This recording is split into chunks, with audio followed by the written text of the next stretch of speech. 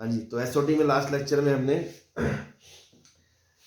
Ortho centre, pedal triangle की sides वगैरह और एक्स सेंट्रल के एंगल और साइड्स, आई1, आई2, आई3 के बीच की जो डिस्टेंस वगैरह है, ये सब हमने देख लिया था, है ना। तो इसी में अपन कंटिन्यू करते हैं।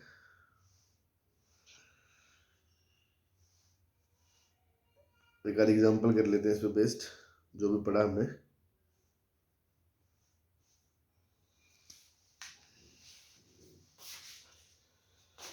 सपोज क्वेश्चन में दे रखा है a बराबर 2, b बराबर 3, c बराबर 4। ठीक है जी।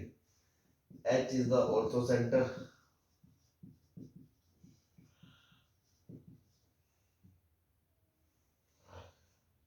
और आपसे पूछा है find value of H A, मतलब ऑर्थो सेंटर की ए वर्टेक्स से डिस्टेंस बता दो। तो हमने कल ही पढ़ा है क्या होती है, आर कोसे होती है। अब ये डिस्टेंस क्या होती है, आर कोसे। तो आर निकाल लो और कोसे निकाल लो। तो कोसे के लिए क्या हो जाएगा, बी स्क्वायर प्लस सी स्क्वायर माइनस ए स्क्वायर अपॉन 2bc। तो 9 प्लस 4 का स्क्वायर 16 माइनस 1 का square 4 upon 2 into 3 into 4। 25 minus 4 21, 2 3 6 4 24, 7 3 21, 3 8 24, 7 बटा 18। उसके बाद आर की बात करें तो आर का फॉर्मूला होता है A B C upon 4 delta. तो पहले डेल्टा निकालना पड़ेगा, S minus A, S minus B, S minus C. तो एस कितना है, 3 2 5 प्लस 4 9, 9 बटा 2, उसमें से 2 घटा दिया तो 5 बटा 2, उसमें से 6 घटा दिया तो 3 बटा 2, और 4 घटा दिया तो 1 बटा 2। तो ये 4 तो बाहर आ ही गया, ऊपर 3 5 15 बचेगा, और 9 का बाहर आ जाएगा 3√15। नाउ आर की वैल्यू क्या आ जाएगी, ए 2 इंटू 3 इंटू सी 4 अपॉन 4, डेल्टा की वैल्यू 3√15/4। ठीक, आंसर क्या आ गया, 8/√15। अब आपसे पूछी वैल्यू किसकी है, एच ए की। H A is nothing but R cos A. तो आर की वैल्यू 8/√15 और कॉस ए की वैल्यू 7/8। Answer is 7/√15। सही है।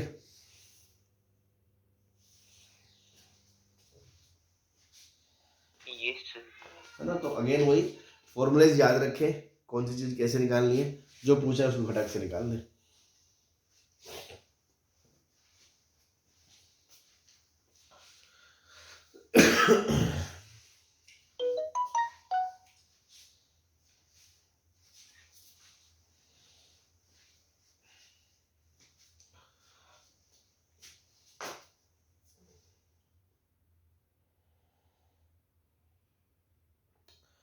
हाँ जी, चलेंगे।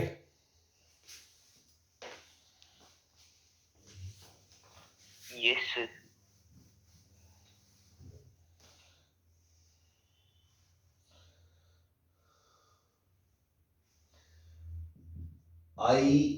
I1, I2, I3 are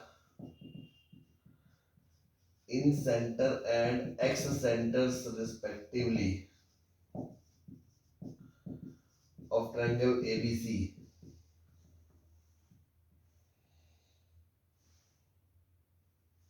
Prove that first part I1, I2, I3 is equals to 16 R square R. Second part, area of triangle I1, I2, I3 8 R square cos A by 2, cos B by 2, cos C by 2। ठीक है, ये हमें prove करना है।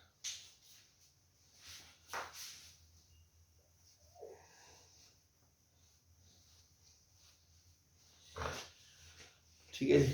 तो अब क्या है,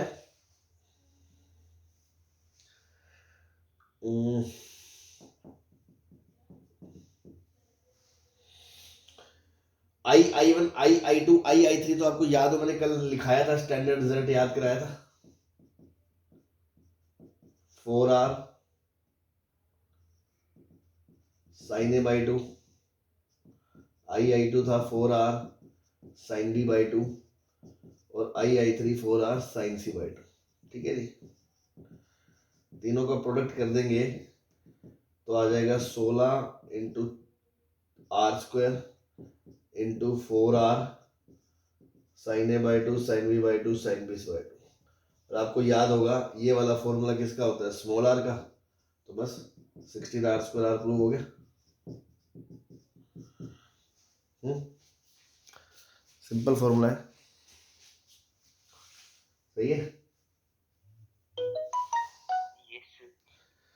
अब दूसरा क्या पूछ लिया, I1 I2 I3 एरिया पूछ लिया। तो मान लो जैसे ट्रायंगल था हमने जो बनाया था, ध्यान दें, जैसे मान लो ये अगर ABC होता तो I1 इसके सामने आना था, I2 इसके सामने आना था और I3 इसके सामने आना था।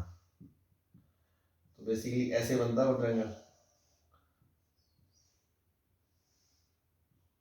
I1 I2 I3 यही तो बनता। अब आपको क्या पूछा है, एरिया के लिए अपन ये बोल सकते हैं हाफ इंटू बेस, कोई भी ले लो, मान लो हमने I1 I3 ले लिया तो इंटू हाइट ये हो जाएगी, ये परपेंडिकुलर ही तो होता है I2 से लेके B तक, I2 से लेके B तक, है जी, सही। अब हाफ इंटू I1 I3 तो हमने कल ही याद रखी है, जो B से साइड पास होती है वो होती है 4R cos A by 2 cos B by 2। अब आप दोबारा ट्रायंगल को देखो, ये I3 है, ये I1 है, ये I2 है, ये हाइट चाहिए आपको। तो अगर ये एंगल जो होता है ये वाला क्या होता है, टोटल 90 माइनस C by 2 था, ये 90 माइनस A by 2 या 90 माइनस B by 2, तो 90 माइनस C by 2 था। अब आपको इसका कॉस तो ये होगा, इसका साइन ये होगा, तो हाइट क्या हो जाएगी, I2 I3 sign 90 minus C by 2 हो जाएगा।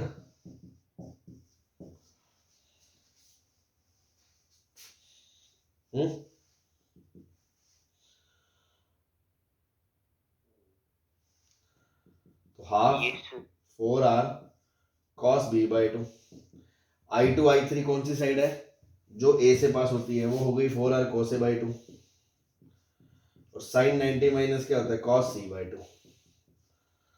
हाँ भाई, हो गया proof, 8R² cos A by 2 cos B by 2 cos C by 2।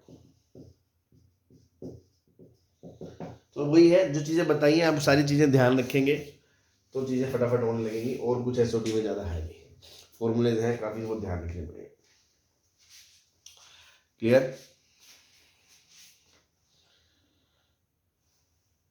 Yes. ठीक है, तो ट्रायंगल से रिलेटेड जो बातें थी ना इस चैप्टर में वो ऑलमोस्ट हो गई है। इसके अलावा कुछ एक चीजें और है, बट वो बहुत ही बिल्कुल काम की नहीं है, फॉर्मूले भी काफी गंदे से होते हैं, तो उसको अपन स्किप कर रहे हैं। जैसे मान लो O और I के बीच का फॉर्मूला डिस्टेंस फॉर्मूला होता है, G और O के बीच का ऐसे होते हैं, वो मतलब बहुत ही कोई काम के नहीं है ऐसे, तो यहाँ तक करना है सफिशिएंट है। हाँ, इसके अलावा एक दो चीज़ें और हैं जो पॉलीगन से रिलेटेड है, सर्कम रेडियस और इन रेडियस से रिलेटेड है, जो पहले जब AIEEE एग्जाम होता था तो उसमें भी इवन आती थी, है ना। तो उससे रिलेटेड जो भी थ्योरी है या जो भी काइंड ऑफ प्रॉब्लम्स है कुछ, वो अपन देख लेते हैं।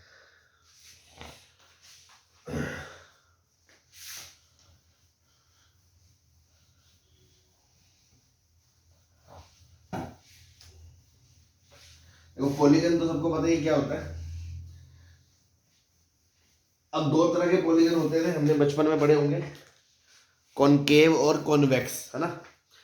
कॉन्वेक्स तो जैसे हम नॉर्मल पॉलीगन्स होते हैं हम पढ़ते ही हैं, और कॉनकेव कुछ इस तरह के होते हैं जिसमें इंटीरियर एंगल 180 से बड़ा हो जाता है ना। तो अपन जनरली कॉन्वेक्स ही पढ़ते हैं, तो कॉन्वेक्स के लिए ही बोल रहा हूँ मैं।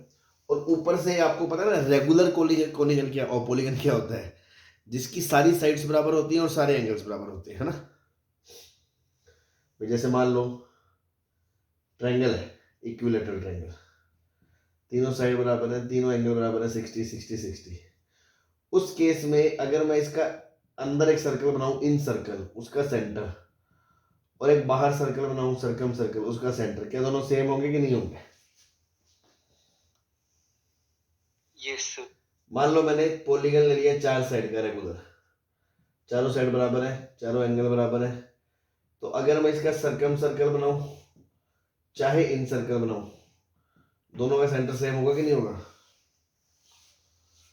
और ये रेडियस होती है स्मॉल आर और ये वाली होती है कैपिटल आर, यही बात है।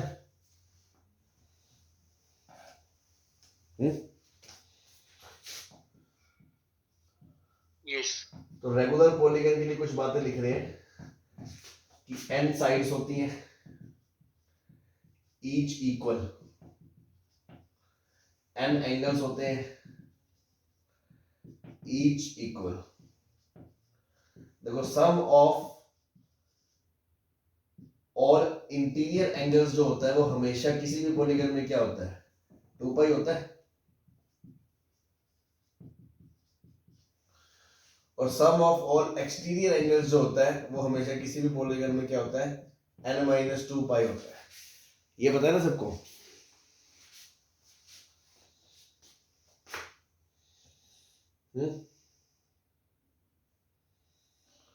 सॉरी उल्टा बोल दिया मैंने।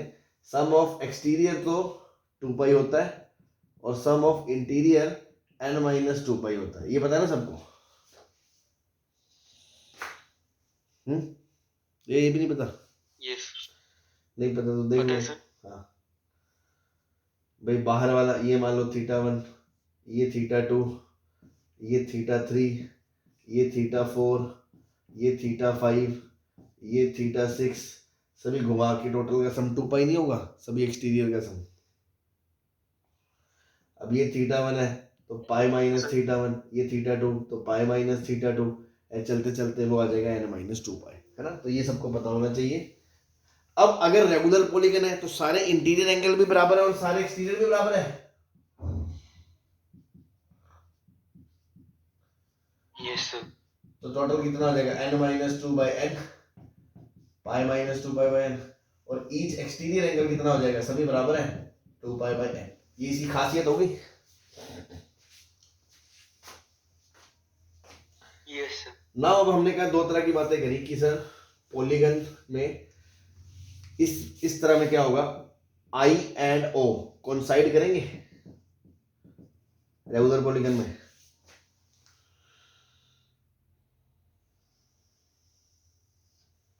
तो सबसे पहले सर्कम रेडियस की बात करते हैं। एक पॉलीगन हमने इसके अंदर बनाया सपोज,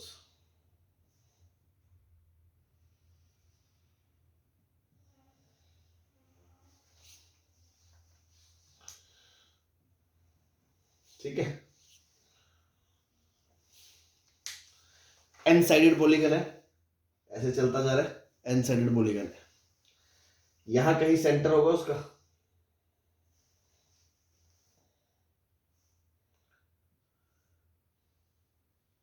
क्या ये रेडियस आर होगी?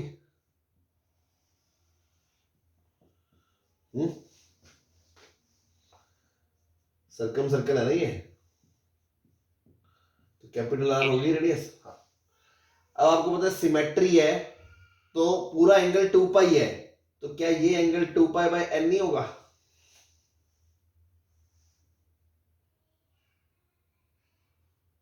यस यस और सर्कल के सेंटर से परपेंडिकुलर डालते हैं, वो बाइसेक्ट करता है कोण को, तो ये वाला एंगल पाई बाई n हो जाएगा। और रेगुलर पॉलीगन है तो रेगुलर पॉलीगन की साइड क्या है? साइड मान लो a है, तो ये वाली a/2 हो जाएगी। तो इस ट्रायंगल की बात करें a/2 और r और ये पाई बाई n, तो यहां से क्या आ गया? r a/2r sine pi by n, sine pi by n। तो ये रिलेशन आप याद भी कर सकते हो क्या? या तो आप ऐसे याद कर लो कि a क्या होता है r के टर्म्स में 2r sine pi by n, या आप ऐसे याद रख लो r क्या होता है a/2 cosec, pi by N, है ना। लोग इसे याद भी रखते हैं, नहीं तो हम जैसे लोग इसे फटाफट डिराइव कर लेते हैं, है ना, तो भी काम बन जाता है। और आपसे क्या पूछ सकता है, वो पूछ सकता है पेरीमीटर बता दो इसकी, पेरीमीटर ऑफ पॉलीगन। तो पेरीमीटर ऑफ पॉलीगन कितना, अगर ए नहीं दिया हुआ मान लो तो एन ए हो जाएगा, और ए इसके टर्म्स में आ जाएगा, तो n times 2r into sine pi by n, ऐसे भी पूछ सकता है। या आपसे पूछ सकता है एरिया ऑफ पॉलीगन बता दो। तो आपको समझ में आ रहा है, इस ट्राइंगल का एरिया इंटू एन कर दूं तो सारे पॉलीगन का एरिया आ जाएगा। A B yes sir. Sine C, half into R into उनके बीच का angle sine 2 pi by n, तो इससे भी आपका आंसर आ जाएगा।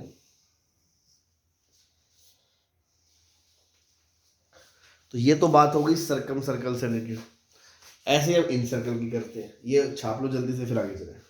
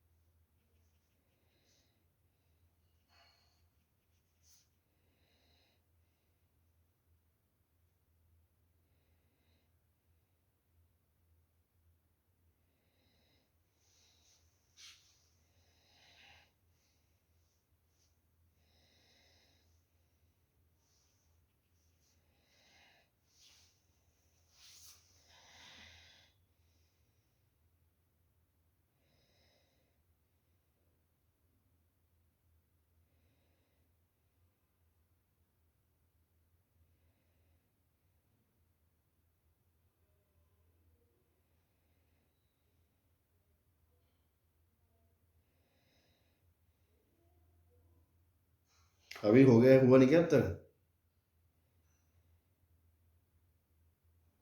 हो गया सर। बताओ फिर।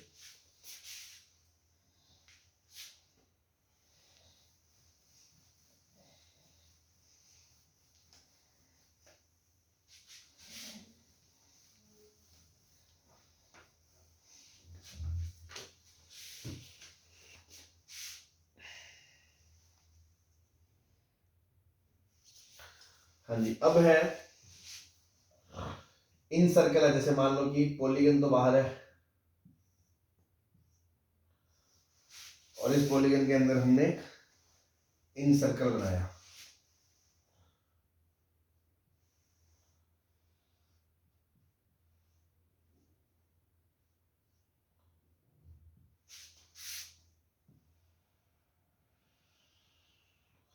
जो इसको ऐसे टच करना है अंदर से, चाहिए, तो इसका सेंटर भी वही होगा ओ।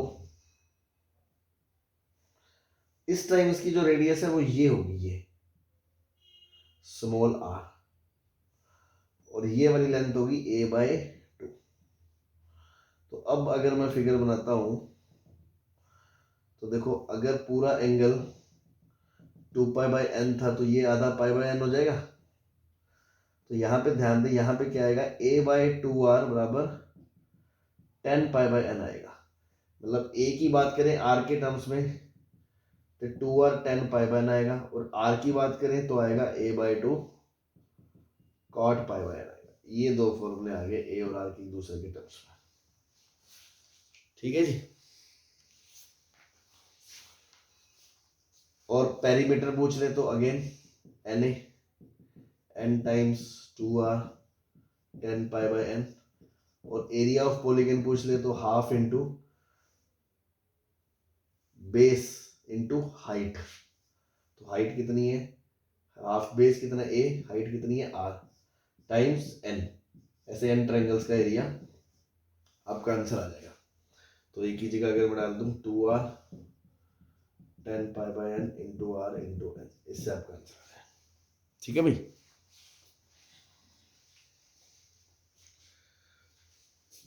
कोई दिक्कत किसी को?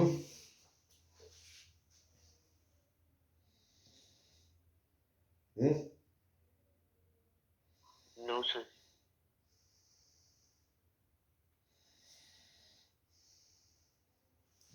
बस तो इस पे बेस्ड एग्जांपल कर लेते हैं, इसको नोट कर लो।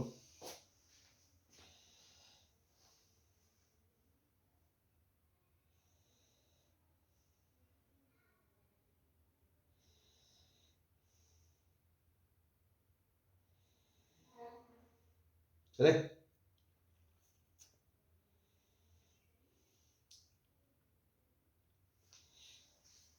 Yes sir.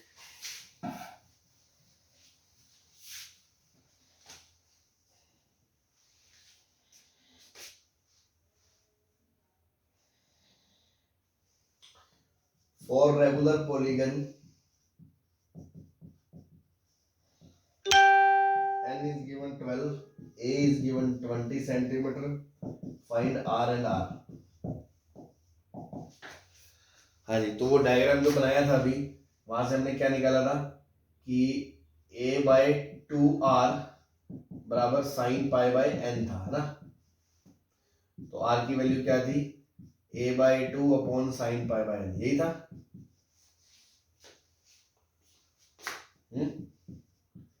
a 20, ये 2, साइन पाई बाय n की जगह कितना 12, तो 10 cosec pi by 12। Pi by 12 कितना होता है, 15 डिग्री होता है, कोसेक 15 डिग्री। और साइन 15 कितना होता है याद है, √3 माइनस 1 अपॉन, सॉरी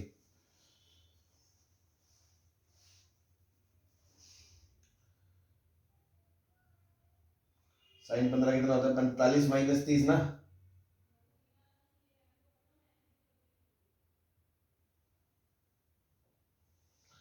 हाँ, तो √3 माइनस 1 बाय 2 √2, ये आपका आंसर आ गया। सॉरी, हाँ जी यस सर। बस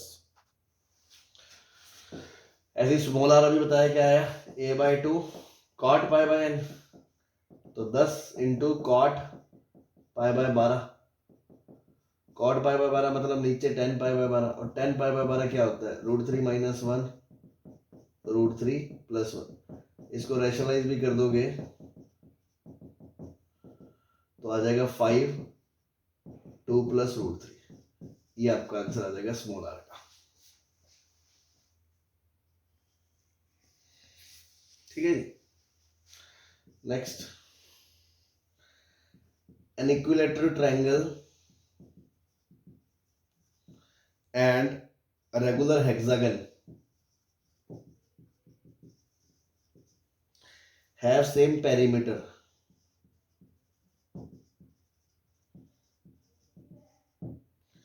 then find ratio of their areas, ratio of their areas. Simple है बड़ा भाई, एक इक्विलेटरल ट्रायंगल है और एक हेक्सागन है, पेरीमीटर सेम है, मतलब इसकी लेंथ अगर ए तो 3a बराबर p है, और इसकी मान लो b b b b b b तो 6b बराबर p है। तो इसकी साइड आ गई p बाय 3 6, और इसकी साइड आ गई p बाय 3। ठीक है जी। अब एरिया की बात करें तो इक्विलेटरल ट्रायंगल का एरिया क्या होता है, एरिया ऑफ इक्विलेटरल ट्रायंगल क्या होगा, √3 बाय 4 a स्क्वायर, मतलब √3 बाय 4 a की जगह p स्क्वायर बाय 9। तो ये तो आ गया p के टर्म्स में। अब इसको चाहिए p के टर्म्स में, तो इसका एरिया क्या होगा, जैसे मान लो ये सेंटर है, अगर मैं बात करूं तो ऐसे कितने ट्रायंगल बनेंगे, 6 ट्रायंगल बनेंगे। हर ट्रायंगल का एरिया इंटू 6 टाइम्स। और हर ट्रायंगल अपने आप में क्या इक्विलेटरल ट्रायंगल होगा, क्योंकि 60 60 60 60 60 होगा, तो ये भी 60 होगा, ये दोनों बराबर है, ये भी 60 होगा, तो ये भी इक्विलेटरल ट्रायंगल होगा। तो इसका एरिया आएगा √3/4 इंटू b² इंटू 6। सही है।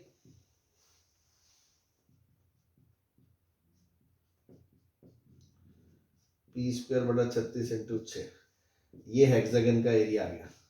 अब दोनों को अगर मैं डिवाइड कर दूं तो √3/4 गया, p² गया, ये 6, तो आंसर क्या आ गया 6/9, 2/3 आ गया, 2:3 आ गया।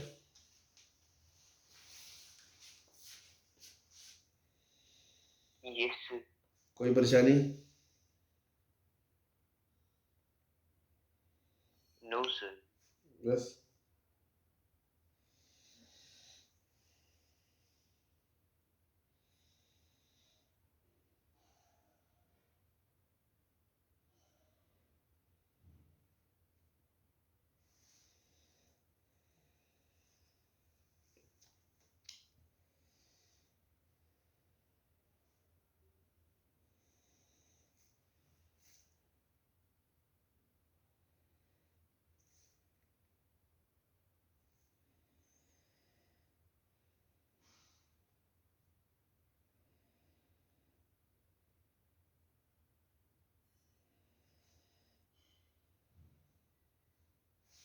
चले आगे।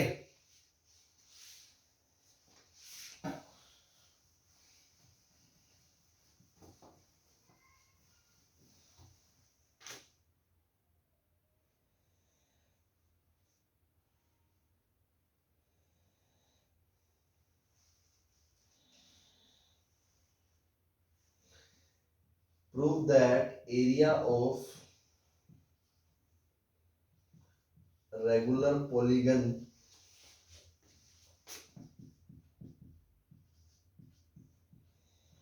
of 2n sides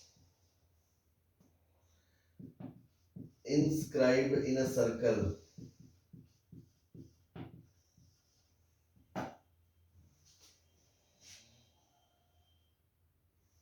is GM of areas of inscribed and circumscribed polygon of n sides। ठीक है, ये प्रूव करना है आपको।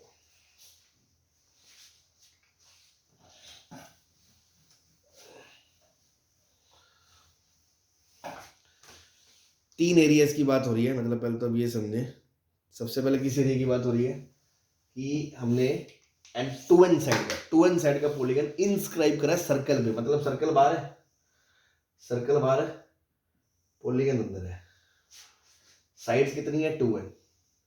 तो ध्यान दें ये पूरा एंगल कितना हो जाएगा 2π/2n हो जाएगा।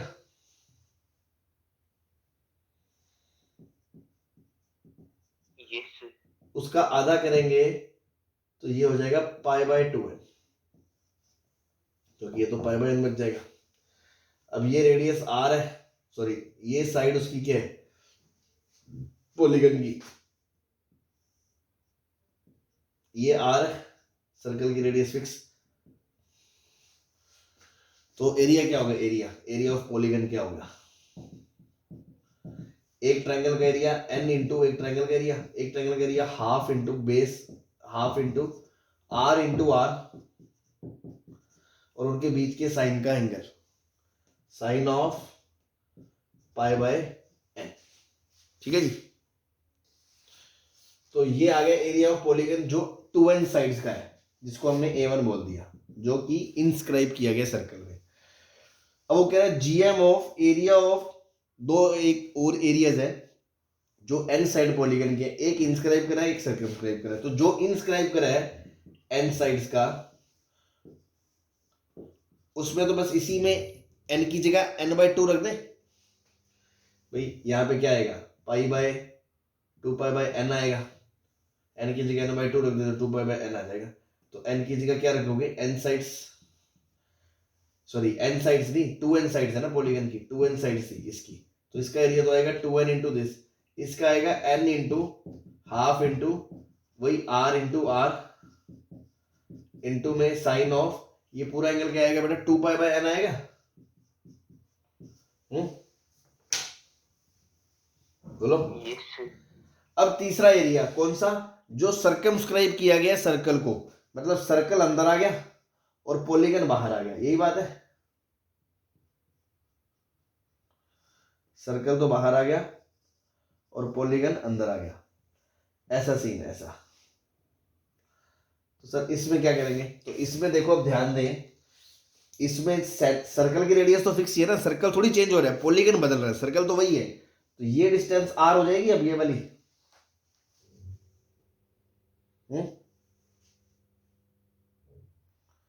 Yes, sir. और अगर हम बात करें, ये एंगल कितना हो जाएगा, पूरा होगा 2 पाई बाय n, तो ये कितना होगा पाई बाय n,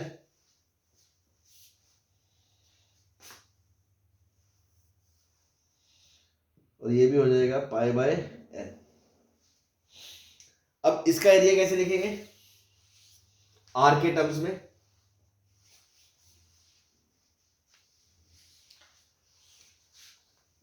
बोलो।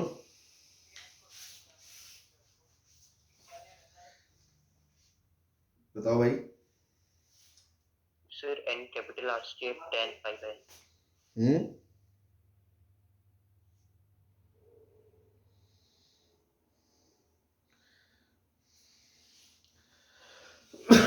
भाई आपको ये साइड नहीं पता ना, ये साइड x है मान लो, तो x by r tan pi by n हो गया, तो x की वैल्यू कितनी आ गई r tan pi by n, तो ये x है तो ये भी x है, तो एरिया क्या हो गया A3, हाफ इस ट्रायंगल का एरिया इंटू बेस कितना 2x इंटू हाइट कितनी r और इंटू कितनी साइड n साइड्स, ऐसे n ट्रायंगल्स है, तो हाफ ये 2 कट गया, x की जगह अपने क्या लिख दिया r, तो r square tan pi by n into n।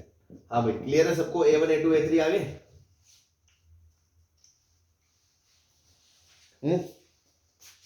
Yes, sir. अब वो क्या कह रहा है कि A1 is the GM of the A2 and A3, मतलब A1 स्क्वायर बराबर A2 A3, यही बात है, ये इन दोनों का GM है, Yes, sir. मतलब A1 is root of A2 A3, या हम बोल सकते हैं A1 या ऐसे लिख लो, चलो A1 क्या आ गया r स्क्वायर, ये हाफ था, ये 2 से 2 कट गया, n r square sine pi by n बराबर रूट के अंदर A2 n by 2 r square sine 2 pi by n into ये n r square 10 pi by n।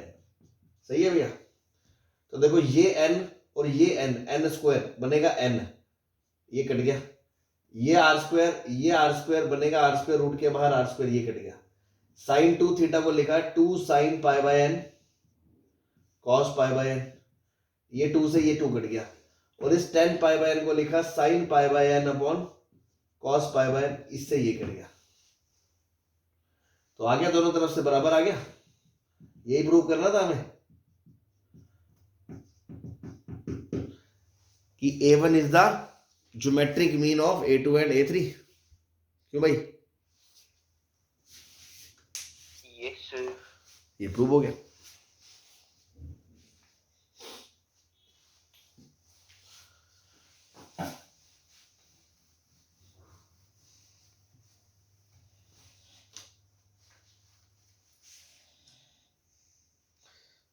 चलिए नेक्स्ट क्वेश्चन पे, late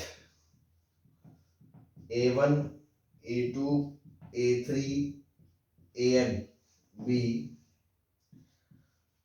vertices of regular polygon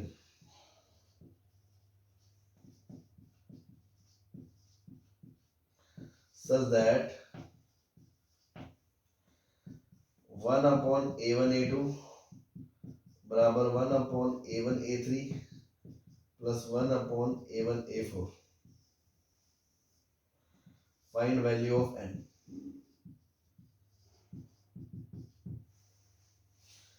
Find value of n.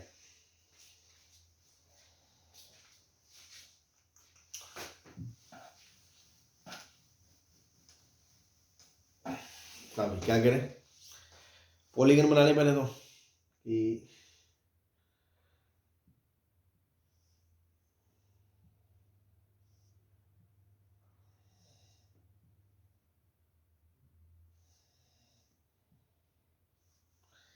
ये मान लो A1 है, ये A2 है, ये A3 है, A4 है, इस तरह से पॉलीगन चल रहा है अपना।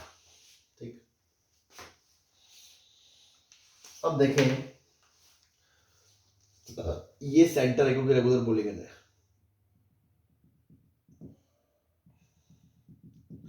पहले किस चीज की बात हो रही है क्वेश्चन में, एक तो A1 A2 लेंथ चाहिए, K1 A3 चाहिए, K1 A4 चाहिए। तो A1 A2 तो ये पूरा एंगल 2 पाई है, तो ये एंगल कितना हो गया, 2 पाई बाय n हो गया कि नहीं हो गया? यस सही है। यस अब अगर अपन बात करें कि मान लो एक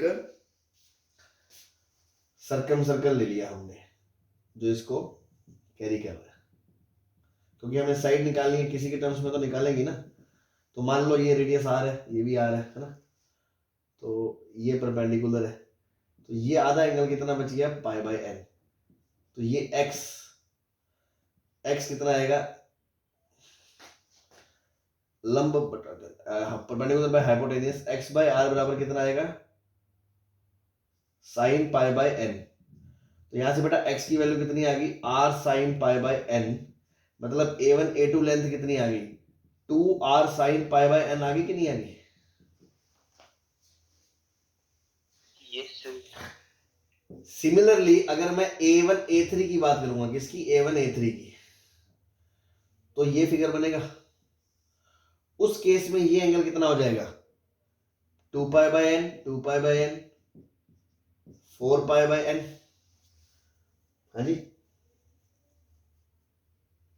यस तो यहां पे उसका आधा क्या आ जाएगा, 2 पाई बाय n, वही r रहेगा, वही x आएगा, डबल आएगा, तो मतलब A1 A3 कितना हो गया, 2r sign 2 pi by n।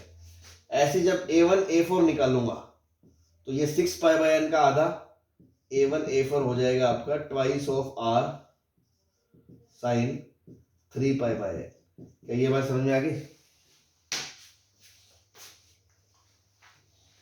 Yes तो बस इसमें वैल्यू रख दो, 1/A1 A2 मतलब 1/2r sine pi by n, 1/2r sine 2 pi by n plus 1/2r sine 3 pi by n। ये पाई बाय n को बार बार बोलने की बजाय थीटा बोल दो, तो ये क्या बन गया, 1/sin theta, 1/sin 2 theta plus 1/sin 3 theta. अब इस इक्वेशन को सॉल्व कर दो, तो एलसीएम लिया, sin 3 theta plus sin 2 theta upon sin 2 theta into sin 3 theta बराबर 1/sin थीटा। इस sin 2 थीटा को क्या लिख दिया, 2 sin थीटा cos थीटा, तो ये sin से sin कट गया, क्रॉस मल्टीप्लाई करा तो आ गया 2 cos थीटा sin 3 थीटा बराबर sin 3 theta plus sin 2 theta. अब देखो 2 sin a cos b क्या होता है, sin of a plus b plus sin of a minus b, sin 2 theta sin 2 theta भी निपट गया। तो यहां से क्या आ गया, sin 4 theta minus sin 3 theta बराबर 0। तो sin c minus sin d क्या होता है, 2 cos c plus d by 2 sin c minus d by 2 बराबर 0। हाँ जी, तो अब देखो क्या हो सकती है n की वैल्यू, थीटा बाई 2 को अगर 0 होना है आपसे क्वेश्चन में पूछा लीस्ट वैल्यू ऑफ एन बता दो, लीस्ट है ना। थीटा बाय 2 को अगर 0 होना है तो थीटा बाय 2 क्या हो सकता है, 0 हो सकता है, पाई हो सकता है, 2 पाई हो सकता है, 3 पाई हो सकता है। सॉरी पहली बात तो थीटा है क्या, थीटा है पाई बाय एन है ना। हाँ तो ठीक है, थीटा क्या, पाई बाय एन, तो पाई बाय एन मतलब पाई बाय 2n बराबर क्या हो सकता है, 0 पाई, 2 पाई, 3 पाई, 4 पाई। अगर कंपेयर करें तो n यहाँ से कुछ नहीं आएगा, इसको इससे कंपेयर करें तो n की वैल्यू हाफ आ गई, गलत है। इसको इससे कंपेयर करेंगे तो पाई से पाई n की वैल्यू 1/4, n की वैल्यू 1/6। यहाँ से कोई भी n की वैल्यू इंटीजर नहीं आएगी, तो मतलब इस वाले फैक्टर से आएगी। तो 7 थीटा बाय 2 क्या हो जाए, odd multiple of pi by 2 हो जाए, पाई बाय 2 हो जाए, 3 पाई बाय 2 हो जाए, 5 पाई बाय 2 हो जाए, 7 पाई बाय 2 हो जाए, ऐसा हो जाए। और थीटा की जगह क्या रख दे, पाई बाय एन। तो 7 इंटू पाई बाय 2n बराबर पाई बाय 2 हो जाए, या 3 पाई बाय 2 हो जाए, या 5 पाई बाय 2 हो जाए, ऐसे। तो देखो 2 से रूट निकल गया, पाई से पाई कट गया, n बराबर 7 ही आएगा, बाकी 7/3, 7/5 आंसर नहीं आएगा। तो लीस्ट क्या मतलब बस n की वैल्यू कितनी आ गई, 7 आ गई। हाँ जी। Yes sir. और वैसे भी देखो ना 4 थीटा बाय 7 और 3 थीटा बाय 7 बराबर ही होता है, पाई में दोनों का सम पाई होता है। 3 पाई बाय 7 और 4 पाई बाय 7, ठीक है ना, क्लियर है। Yes sir. तो ये अपना देखो एसओटी में जो भी बातें थी, मतलब ट्रायंगल से रिलेटेड, उसके बाद उसके special centre, distances between point की, हर सेंटर की हमने वर्टेक्स से, साइडों से, उनकी लेंथ है, एंगल बाय सेंटर सब लिख लिया। उसमें स्पेशल चीज़ें बीच में पैडल, एक्स सेंटर सब कर लिया। पॉलीनोम से रिलेटेड आर, कैपिटल आर में क्या क्या है वो भी देख लिया। नाउ जो मैंने बीच में एक बात बोली थी ना कि देखो वैसे तो कई तरह के फॉर्मूले बाजी और है अगर बुक्स देखोगे आप, लेकिन जेई के लिए this is more than enough, सही बताऊं तो कोई रिक्वायरमेंट नहीं है इसके अलावा आपको। बट फिर भी जैसे 2-3 फॉर्मूले और अगर हम बात करेंगे, distance between O and H, distance between O and I की क्या है, तो बस जस्ट मैं लिस्ट कर देता हूँ आपको कि जस्ट एक फॉर्मेलिटी के लिए, कंप्लीशन के लिए, कि हाँ कल को आप कहीं देखें तो आपको पता हो कि हाँ ऐसा कुछ होता है। बट मैं कोई रिकमेंड नहीं करूँगा कि आप उनको मगअप करें, ठीक है। और एक आध का आइडिया भी दे दूंगा प्रूफ का कि कैसे आया, ठीक है, ताकि थोड़ा पता चले कि हाँ कैसे डिराइव हुए होंगे। बस एक लिख रहे हैं हम formally just to get complete, ठीक है ना। बाकी कोई ऐसा उसको याद करने की जरूरत नहीं है। तो नेक्स्ट एंड लास्ट इज और लीस्ट इंपॉर्टेंट है ना। लीस्ट का मतलब मैं तो कहूँगा इंपॉर्टेंट है ही नहीं, बस ठीक है आप लोगों की क्यूरियोसिटी के लिए कहीं आप देख लें कि सर बताया क्या आपने है, तो बता देते भाई। डिस्टेंसेस बिटवीन स्पेशल सेंटर्स, सबसे पहला distance between O and H. O जानते हो ना स्टैंडर्ड क्या होता है, हाँ भाई। Yes sir. क्या ओ बोलते हैं हम सर्कम सेंटर को, और एच, सरकम एक से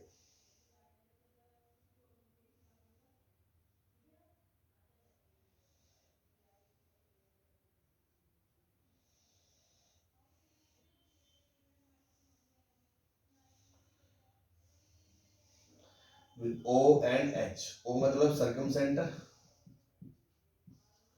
और H मतलब ऑर्थो सेंटर। इसका जो डिस्टेंस का फॉर्मूला होता है R रूट के अंदर 1 - 8 cos A cos B cos C, ये फॉर्मूला आता है इसका भी, ठीक है। अब एक बात बताओ, जब आपको O और H के बीच की बात पता चल गई तो क्या हमें अलग से G और O, G और H के फॉर्मूले याद करने की जरूरत है, कोई नीड नहीं है, क्योंकि आपको पता है ना बेसिक कि HGO ट्रायंगल के अंदर क्या होता है, 2:1 पता है अगर आपको, हाँ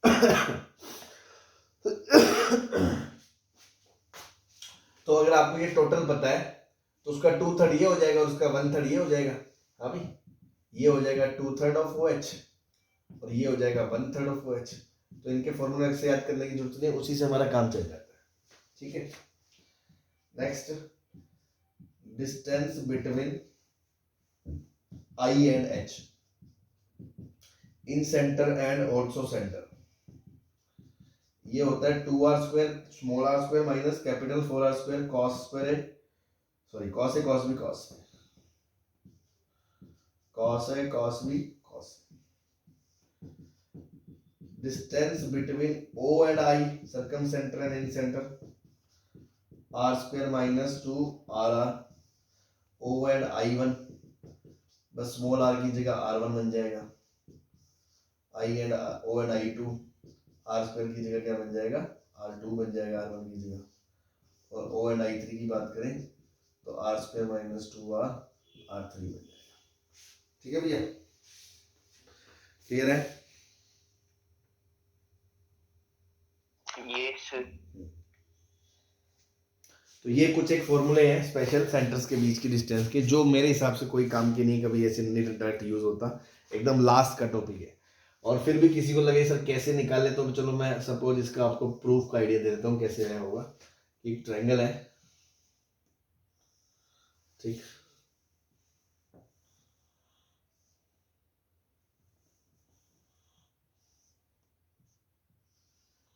ठीक, एच और ओ के बीच की बात हो रही है ना, तो सपोज ये ए है, ये बी है, ये सी है। ओ क्या होता है? परपेंडिकुलर बाइसेक्टर्स का पॉइंट ऑफ इंटरसेक्शन होता है। यस मान लो ये ओ है और एच होता है एल्टीट्यूड के ऊपर, तो मान लो ये आपका एच है।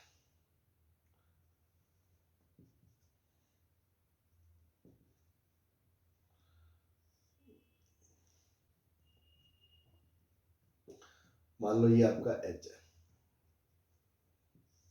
ये ओ है ट्रायंगल में कहीं, ये एच है। ये सारी चीजें तो बना नहीं सकते वरना मैसअप हो जाएगा ना। अब देखो आपको पता है कि आंसर कैपिटल आर के टर्म्स में लाना है। ये डिस्टेंस और ये जो डिस्टेंस होती है वो आर होती है सर्कमसेंटर की, ओ ए बराबर आर है। और एच ए का हमने कल ही फॉर्मूला निकाला है, ऑर्थो सेंटर की डिस्टेंस एच ए क्या होती है 2r cos ए। हाँ जी, यस आज मैंने जब वो एक क्वेश्चन करा था एच की ए से डिस्टेंस निकाली थी, मैंने शायद फॉर्मूला गलत लगा दिया, वहाँ r cos से यूज कर लिया था आई थिंक, है ना, तो 2r cos से आएगा, तो 2r cos से। अब देखो आपको ये साइड पता है, ये साइड पता है, अगर ये बीच का एंगल पता चल जाए तो कोसाइन रूल से थर्ड साइड आ जाएगी OH। देखो ये एंगल सी है तो ये 90 माइनस सी है। अब आपको पता है सर्कम सेंटर के लिए ये सर्कम सर्कल अगर होगा सपोज, तो ये कोड अगर यहाँ सी बना रही है तो यहाँ 2c बनाएगी, उसका आधा c इधर बनाएगी, ये 90 है तो इधर वाला एंगल ये भी 90 माइनस सी हो गया। तो जो बीच वाला एंगल है, बीच वाला OAH, ध्यान दें पूरा डायग्राम पे, ये एंगल कितना हो जाएगा, ए में से क्या घटा दो,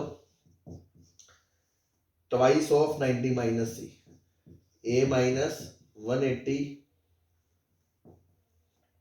प्लस सी, तो ए प्लस सी माइनस 180 मतलब माइनस बी आ गया एंगल।